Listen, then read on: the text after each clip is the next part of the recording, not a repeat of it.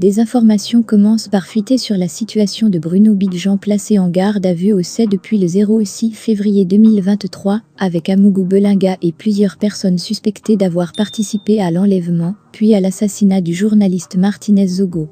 Au moment où les Camerounais commençaient par s'interroger sur l'opportunité de la présence du directeur des médias du groupe, l'anecdote dans les geôles du SAI, la rédaction de Cameroun Web apprend que le journaliste a contre lui des éléments qui ne jouent pas en sa faveur. Les enquêteurs de la commission mixte de la police et de la gendarmerie, après exploitation du téléphone de Bruno Bidjan, ont découvert des messages suspects qui justifient en partie le maintien en détention du jeune marié. 28 décembre. Selon une source proche de l'enquête, le journaliste Paul Désibilla a été auditionné ce jour par les enquêteurs. Il a échangé le 28 décembre 2022 avec Bruno Bidjan des messages qui ressemblent à tout point à des menaces contre le journaliste Martinez Zogo.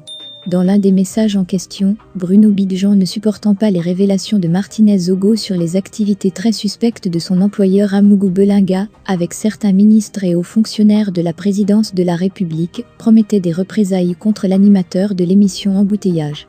Voilà Martinez qui est encore en train de nous attaquer. Quand on va réagir, ce sera sans pitié pour lui. C'est le message qui a scellé le sort de Bruno Bidjan, puisque quelques jours après cette conversation, Martinez Zogo fut enlevé et assassiné. D'après les sources, les enquêteurs qui étaient déjà en possession de cette information après exploitation du téléphone de Bidjan s'apprêtaient à placer en garde à vue Paul Désibilla s'il avait supprimé ses conversations avec le journaliste de VISION 4. C'est sa franchise et sa transparence avec les enquêteurs qui lui ont permis de sortir libre. Contrairement aux rumeurs selon lesquelles Paul Désibilla avait filé ses messages aux enquêteurs du SAI, les informations indiquent que le journaliste n'avait fait cas à personne de sa conversation suspecte avec Bidjan.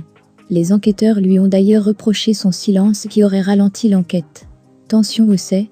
Après 2 présentations au commissaire du gouvernement soldées par un renvoi au SAI, Amougou Belinga ne supporte plus sa garde à vue. Le PDG de groupe, l'anecdote aurait tout prévu sauf son retour jeudi soir, dans la cellule noire du secrétariat d'État à la Défense. Ses avocats l'imaginaient déjà devant le juge d'instruction, qui allait décider de sa libération ou son placement en détention provisoire. Mais c'était sans compter avec les avocats du lieutenant-colonel Justin Danoué, qui exigeaient que le juge qui entendra leur client soit du même grade, ou de grade supérieur, comme le prévoit la loi. C'est pour cette raison que le réquisitoire introductif d'instance, document par lequel le commissaire du gouvernement, Serlin Belinga, saisit le juge d'instruction, n'a pu être produit. Une situation qui prolonge la garde à vue des différents suspects, ce qui a suscité le premier des avocats d'Amougou Belinga, qui n'ont pas manqué de le faire savoir à ceux de Danwo. Si les renouvellements dans les tribunaux militaires interviennent habituellement en mars, il est fort probable que le ministère de la Défense revoie son calendrier, rapporte Jeune Afrique.